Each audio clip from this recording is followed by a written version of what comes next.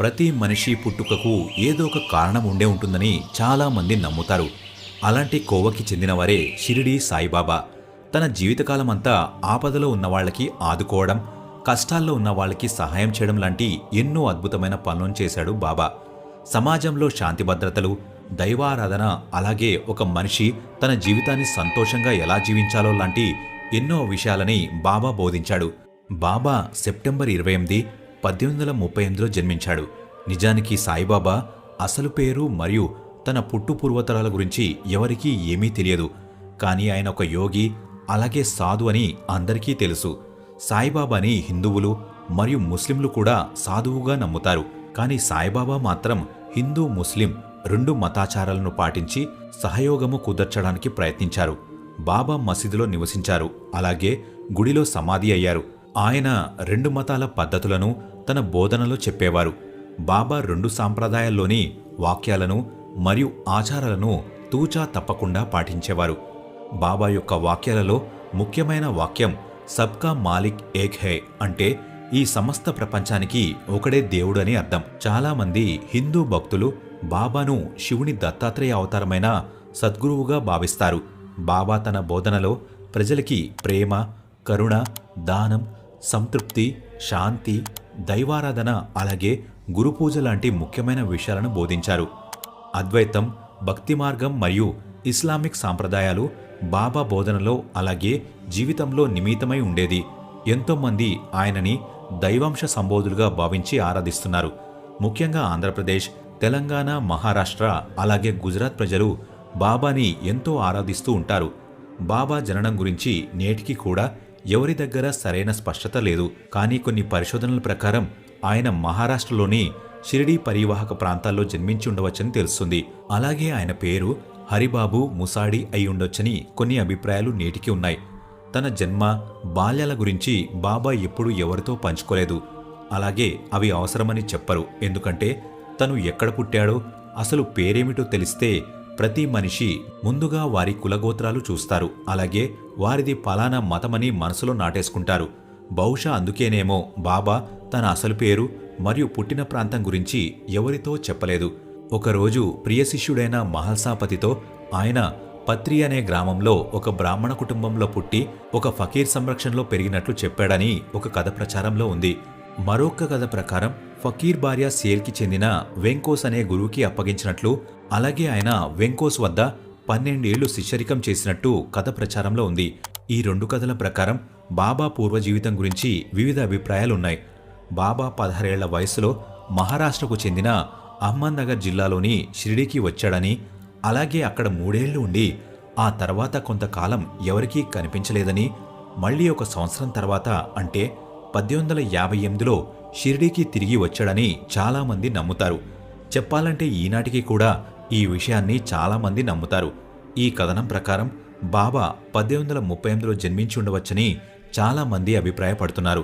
ఒక యువకుడు వేప చెట్టు కింద ధ్యానంలో రాత్రి పగలు కూర్చుని ఉండేవాడు. అతన్ని చూసి గ్రామస్తులు, అలాగే అక్కడి పరివాహక ప్రాంత జనాలు ఆశ్చర్యపోయారు. మహల్సాపతి, అప్పా జోగాలే, అలాగే కాశీనాథ్ వంటి ధార్మిక చింతనా పనులైన గ్రామస్తులు బాబాని నిత్యం దర్శించుకునేవారు. మరికొంతమంది సాయిబాబా పిచ్చివాడని రాళ్లతో కొట్టేవారు. మళ్లీ కనిపించకుండా పోయిన ఆ సమయంలో ఆయన ఎక్కడికో వెళ్లాడన్నది ఎవరికీ తెలియలేదు. ఆ సమయంలో ఆయన చాలామంది సాధువులను మరియు ఫకీర్లను కలిశాడని, అలాగే 1857లో ఝాన్సీ లక్ష్మీబాయి ప్రథమ భారత స్వాతంత్ర సమరంలో సైనికుడిగా పాల్గొని ఉండవచ్చని, కొంతకాలం నేత పని కూడా చేశాడని కొన్ని కథల ప్రకారం తెలుస్తుంది. కానీ అవి అంచనాలు మాత్రమే అని చాలామంది అభిప్రాయపడుతున్నారు. నిజానికి నేటికి ఎటువంటి ఆధారాలు లేవు. ఆయన 1858లో చాంద్ పాటిల్ పిండ్లి వారితో కలిసి బాబా షిరిడీ వచ్చారని, అక్కడ ఖండోబా మందిరం దగ్గర బాబా బండి దిగినప్పుడు ఆ గుడి పూజారి మహల్సాపతి రండి సాయి అని ఆహ్వానించాడని, అప్పటినుంచి సాయినామం స్థిరపడి ఆ తర్వాత ఆయన షిరిడీ సాయిగా ప్రసిద్ధుడయ్యాడని తెలుస్తుంది. షూఫీ ఫకీరుల్లాగా మోకాలు వరకు ఉండే కఫ్ని, తలకు టోపీలాగా చుట్టిన గుడ్డని బాబా ధరించేవారు. ఇలా ముస్లిం ఫకీరులాగా ఉండే వేషధరణ వలన బాబా చాలామంది స్థానికుల నుంచి కొంత వ్యతిరేకతను కూడా చూడవలసి వచ్చింది. బాబా తన సమాధి వరకు అంటే 1918 వరకు షిరిడీలోనే ఉన్నారు. అలాగే ఒక పాత మసీదును తన నివాస ప్రాంతంగా ఏర్పరచుకున్నారు. బాబా ఆ మసీదులో ఒక హోమాన్ని ఏర్పాటు చేసుకుని దునిని వెలిగించారు. అందులో నుండి విభూదిని తీసి తన దర్శనానికి వచ్చిన భక్తులకు ఇచ్చేవారు. అది వారికి రక్షణ ఇస్తుంది. దర్శనానికి వచ్చిన వారికి ఉపదేశాలు, ధర్మబోధనలు చేసేవారు. బాబా ఎన్నో మహిమలు చూపించేవారు. స్వయంగా తన చేతులతో వండి ప్రసాదాలను పంచిపెట్టేవారు. ఆయన ఎంతో ఉత్సాహంగా ఉండేవారు. అప్పుడప్పుడు విపరీతంగా తన కోపాన్ని కూడా చూపించేవారు. 1910 తర్వాత బాబా పేరు దేశమంతటా మారుమోగింది. ఆయన దేవుడని భావించిన భక్తులు చాలా మంది తండోపతండంగా బాబా దర్శనానికి తరలివచ్చారు. అక్టోబర్ 15, 1918 మధ్యాహ్నం 2:30 బాబా తన భక్తుడైన బయ్యాజీ అప్పాకోతే పాటిలోడిలో మహాసమాధి చెందారు. ఆయన దేహాన్ని బూటీవాడిలో సమాధి చేశారు. అలాగే ఆ ప్రాంతంలోనే సమాధి మందిరం నిర్మించారు. బాబా తన జీవితకాలమంతా మతం మరియు కులం వంటి భేదాలపై ఆధారపడిన విద్వేషులను పూర్తిగా వ్యతిరేకించారు. ఆయన హిందూ మతానికి సంబంధించిన సాంప్రదాయాలను, అలాగే ఇస్లాం మతానికి సంబంధించిన సాంప్రదాయాలను కూడా పాటించాడు. నమాజ్, ఖురాన్ చదవడం వంటి ఆచారాలను కూడా ప్రోత్సహించాడు.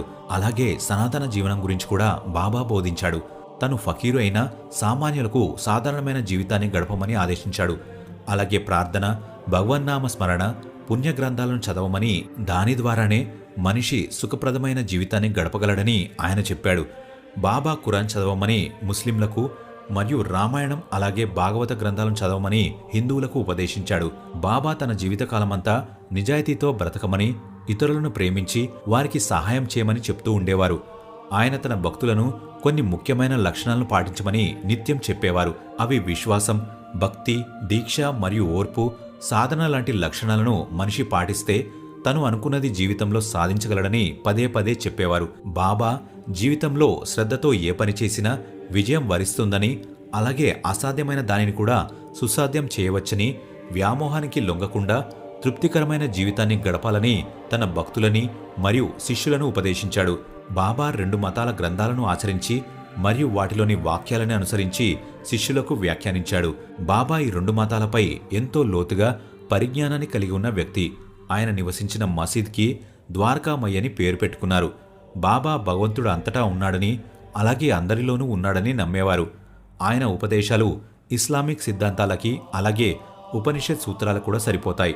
ఈ ప్రపంచం కేవలం సాధన మాత్రమే, భగవంతుడిచ్చే మోక్షమే శాశ్వతమని బాబా నమ్మేవారు. సాధనలో గురువు ప్రాముఖ్యతని, అలాగే గురువునే దైవంగా ప్రార్థించమని, అలాగే పూర్వపు కర్మల కారణంగా వివిధ ఫలితాలు సంభవిస్తాయని ఆయన ఎంతో నమ్మేవారు. అలాగే దీని గురించి తన శిష్యులకు కూడా బోధించేవారు. అంటే ఆయన కర్మ సిద్ధాంతాన్ని ఎంతో చిత్తశుద్ధితో నమ్మేవారు. ఆయనేమీ పుస్తకాలను రచించలేదు, కానీ ఆయన ఉపన్యాసాలను మాత్రం తన శిష్యులు తమ రచనల్లో, సాహిత్యాలలో పొందుపరచడం జరిగింది. బాబా దానము, అలాగే ఉన్నదానితో ఇతరులతో పంచుకోవడం లాంటి మంచి గుణాలను సదా ప్రోత్సహించేవారు. తమ దగ్గరికి వచ్చిన వారిని ఆహ్వానించి ఆదరించమని నిత్యం చెప్పేవారు. ఆకలితో ఉన్నవారికి అన్నము, నగ్నంగా ఉన్నవారికి దుస్తులివ్వమని, అలాగే నీ వద్ద నలుగురు కూర్చుని విశ్రమించే అవకాశం ఇవ్వమని, ఇలా చేస్తే ఆ భగవంతుడు తప్పక ప్రసన్నమవుతాడని బోధించాడు బాబా. బాబా అంతము లేని ఒక శక్తి. తనకి ఆది లేదు, అంతమూ లేదు. ఒక్కసారి ఆయనను తలుచుకుంటే వారి కష్టాలు తప్పకుండా తీరుతాయి. ఎన్నో రహస్యాలు, మహిమలు కలిగిన బాబా జీవితం గురించి ఇంకా ఎన్నో రహస్యాలు మనకు తెలియవు. వాటినన్నిటినీ పరిశోధించి ఈ వీడియోలో చెప్పాలనుకున్నాం. కానీ వీడియో లెంత్ చాలా పెరిగిపోతుంది కాబట్టి పరిమిత కాలంలోనే ఆయన గురించి చెప్పడానికి ప్రయత్నిస్తున్నాం. బాబా తన జీవితకాలంలో చేసినటువంటి పనుల కారణంగా, అలాగే మహిమల కారణంగా చాలామంది ఆయనని కలియుగ దైవంగా భావించి ఆరాధిస్తారు. ఈ వీడియో ఇంతే ఫ్రెండ్స్. ఒకవేళ మీకు నా ఎక్స్ప్లెనేషన్ నచ్చినట్లయితే వీడియోని లైక్ చేసి మా ఛానల్ని సబ్స్క్రైబ్ చేసుకోండి.